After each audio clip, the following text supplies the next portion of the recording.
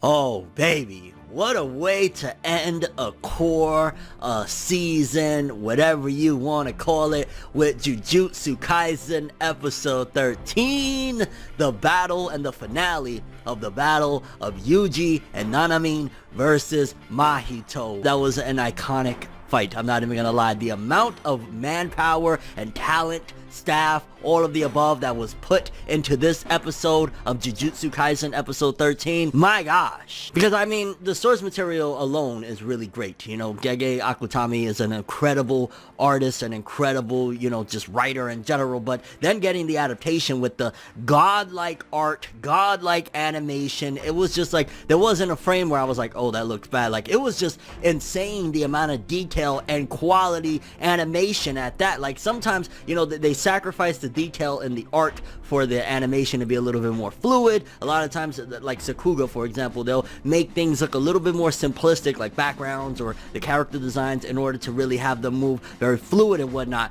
This one, it did both. It had godlike art and the fluidity and movement that was just incredible and amazing. And that's just the caveat of the actual substance of the fight, the battle, the story, the backstory of the Nanami. Like, I'll be honest with you, in the manga, if we're going from a 1 through 10 of how much I cared about Nanami, I'll be straight up with you. I'd probably say I had maybe like a 4 to a 5 for him. In the anime, after this arc, this episode, and all of the above, I was like 8 or 9, because I felt like I could relate to him. And that's what I like about what they're doing more with Shonen Jump titles nowadays. Like, they're having more mature characters, older elements, just things that as I'm getting older, I feel I could resonate with more, I could relate to more. So like getting Nanami, like, oh my god, it's gonna be such a grueling, horribly long wait for the next season, which it's not that far away. If I'm not mistaken, I believe January 15th, Jujutsu Kaisen will return. But when you're getting an episode like what they did with this one, which you could tell they pulled out all the stops, and they got other anime that they're working on. They're doing Attack on Titan right now. So yeah, take the break that you need. I think it's like 20 days from now. Take the breaks, but it's gonna be hell waiting for the next episode. And then they're gonna have to change the opening and ending. I'm gonna miss my Lost in Paradise.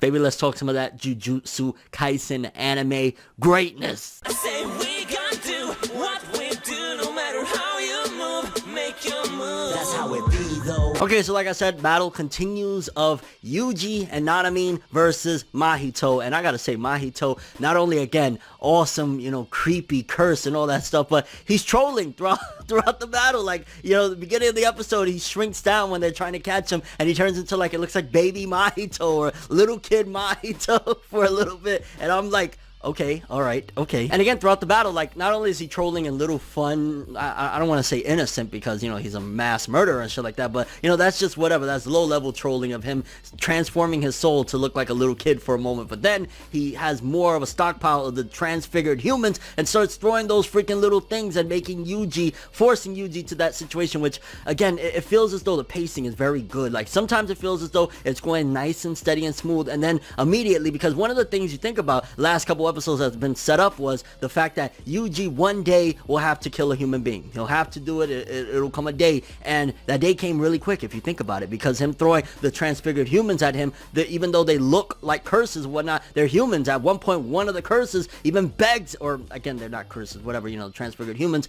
they beg Yuji, please kill me. So him coming face to face with that situation this soon, after already contemplating that, when you would think like, oh, that's going to be down the road, that'll be season 3 when Yuji gets his first body of a human being and the series is getting close to ending or some crazy shit like that. No.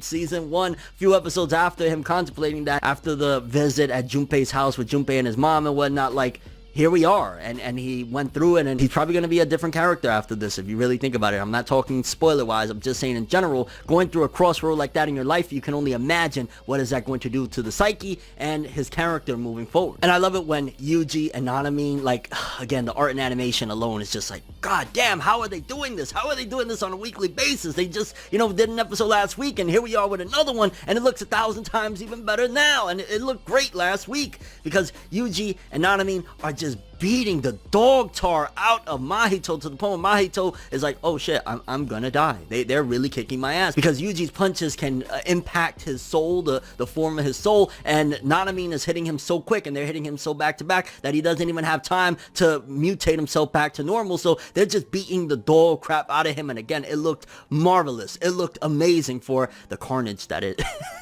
brought forth of beating the dog tar out of him, to the point where he's like, okay, all right, I'm gonna have to do it. And he activates, which I'm not sure, was that the first time that he did it, or has he done that before? He went into his domain expansion, and I was like, here we freaking go. Now, obviously, because we find out the nature of his domain expansion, essentially you're in the palm of his hand is what Nanami describes it as. Like, you know, he's basically there being touched non-stop, which, you know, one of Mahito's curse techniques is that he could touch you, and then once he touches you, he can morph your soul and basically transform you and kill you or whatnot. And he can't do that to Yuji because Sukuna gave him that warning. Yo, I let it rock this one time. We laughed together. We had a couple laughs, mate.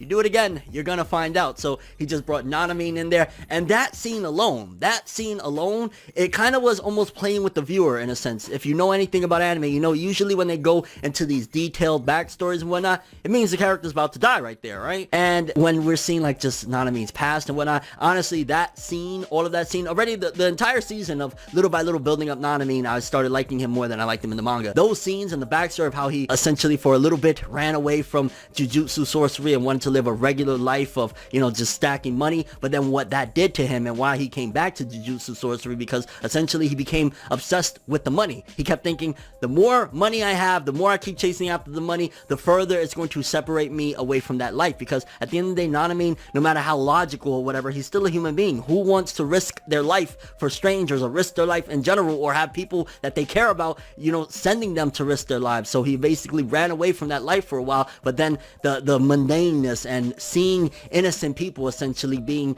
ruined, like that one girl that she had the curse on her shoulder, and she like was like, oh, I got this weight on my shoulders, which it was funny because it was metaphoric and literally to a certain degree of having that curse on her shoulder.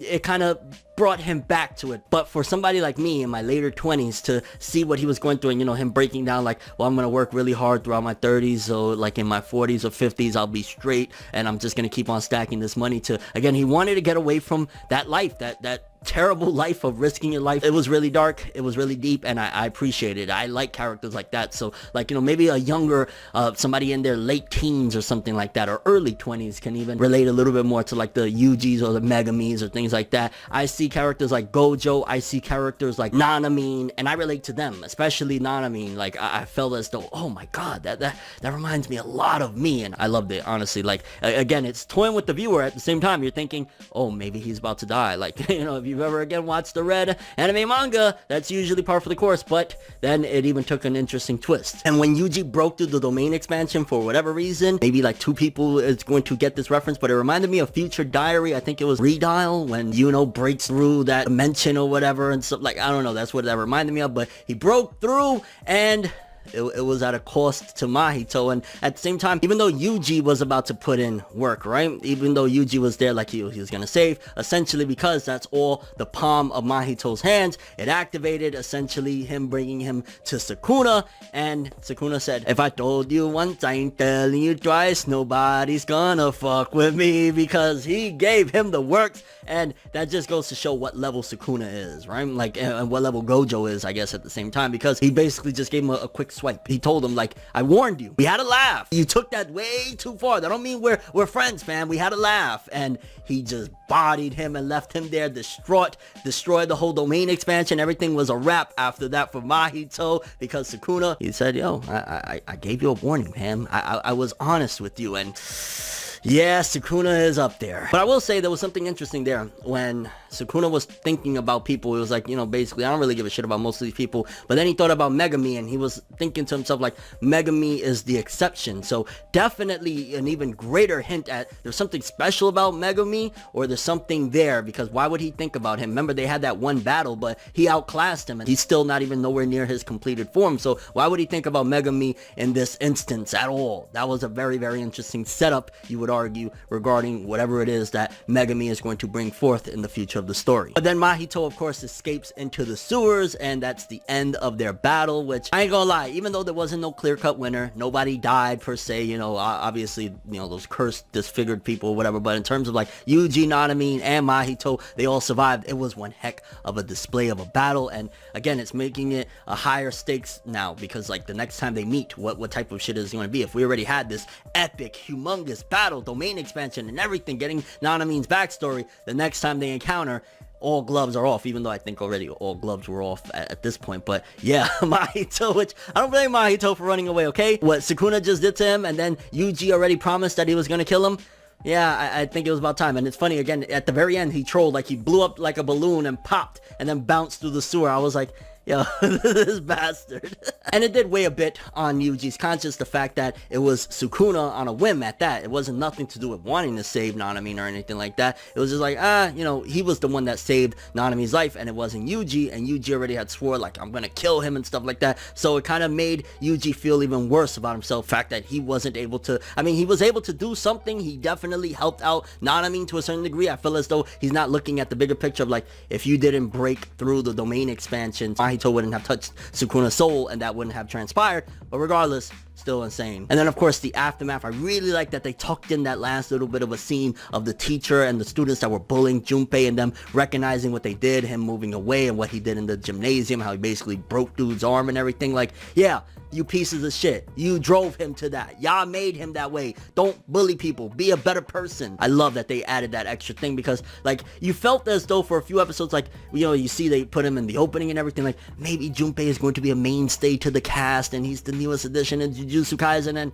no, and there's probably people that was watching this episode hoping Junpei will return. He's dead, and it's sad. And the episode wraps up with Yuji meeting up with Gojo and Nanami and saying, I won't lose again.